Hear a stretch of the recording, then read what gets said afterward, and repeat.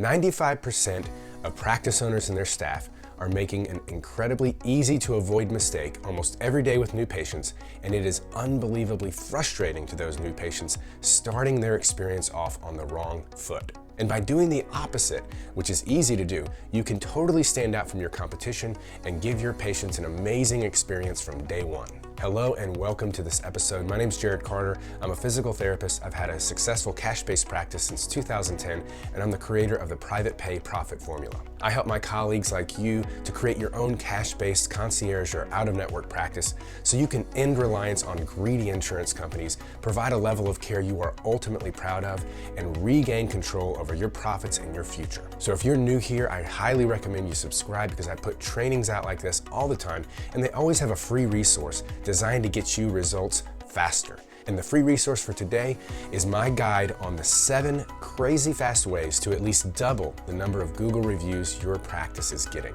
Because this training is all about improving your customer experience and starting it out on a really, really good foot. But there's so much more that can be done than what you're going to learn here. And in that downloadable, these are easy to implement step-by-step things that you and your staff can put in place, set it and forget it, and get way, way more Google reviews than you're currently getting. And I'll tell you what, I mean, who doesn't look at reviews before they have a 3-figure purchase like they're going to have at your practice? I mean, 80+% of people do, and it really, really makes an impact. So get that downloadable at drjaredcarter.com/episode 41. So what is this incredibly frustrating mistake that most practices are making?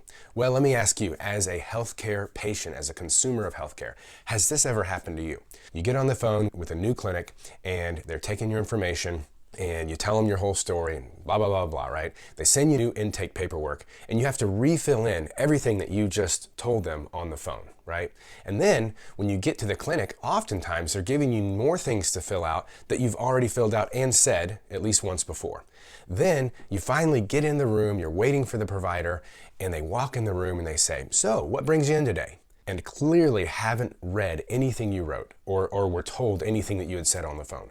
Don't do that. It's so easy to not do that, and it's so frustrating when you do. Don't start the whole experience off like that. It's very, very simple, and it might seem self-evident, but I'm going to give you what we do in my practice so you can implement it in yours and stop doing this incredibly frustrating thing to your patients. So when my admin is on the phone with somebody, the call is usually 10 to 20 minutes. We're collecting a lot of information. We're pushing a lot of emotional buttons to make sure that they say yes to our cash pay services at the end of the call.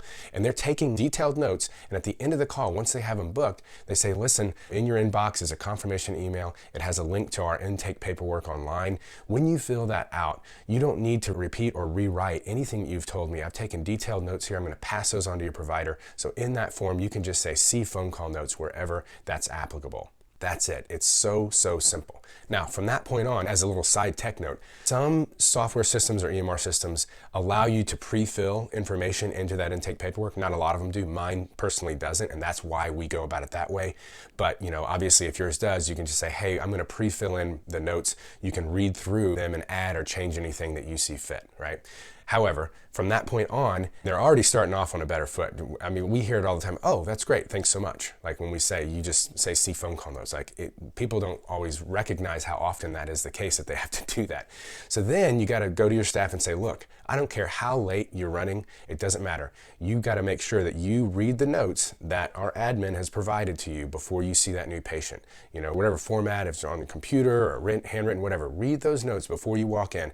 And then when you go in, you're not just asking the same questions. You're saying, "So-and-so had passed along the notes from your initial phone call, and it looks like, you're dealing with this, this, and that. This is how it's limiting you. Your goals are such and such. And then I'd like to ask some follow-up questions based on this information." I mean, when they hear that and they see that you guys are communicating before they've come in, they're not having to rewrite and repeat everything, it makes a huge difference. They immediately are off on much better foot than in 95% of other practices. So that's the step-by-step. Again, make sure you're adding to that great experience and getting as many Google reviews as possible with the free downloadable at drjaredcarter.com/episode 41. And I'll see you in the next episode.